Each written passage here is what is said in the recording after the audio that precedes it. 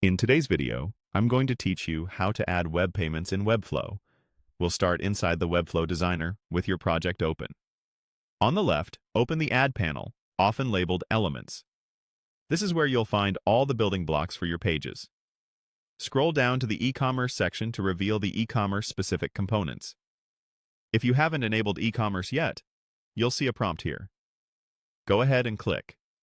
Get started, then choose the demo option to spin up sample products and a basic store structure. It's a quick way to follow along and test without setting up everything from scratch.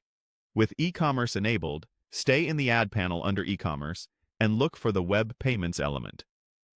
This is the fast checkout button that can surface options like Apple Pay or Google Pay, depending on your device and browser. Click and drag the Web Payments element onto your canvas. If you're just exploring, you can place it on a visible section of your home page so you can spot it easily when you publish. If you have a store layout ready, you might prefer to add it where customers begin checkout. As you position the element, keep an eye on the style state in the selector panel. Web payments can only be placed in a default state. If you're editing hover, pressed, or any custom state, switch back to the default before dropping the element.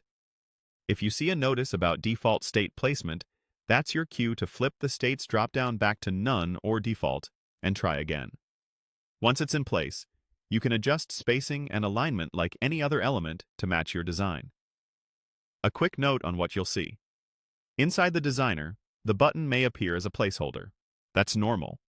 The actual web payments options render on the published site and are device and browser aware. For example, Apple Pay appears on supported Apple devices, and Google Pay appears in supported browsers. Also, for a real checkout, you'll need e-commerce fully configured and a live payment provider connected.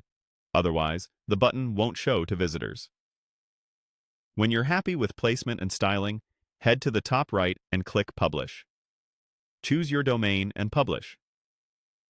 Open the live site in a compatible browser on a supported device to confirm the Web Payments button appears and inherits your styling as expected. That's it. You've added web payments in Webflow, positioned it cleanly,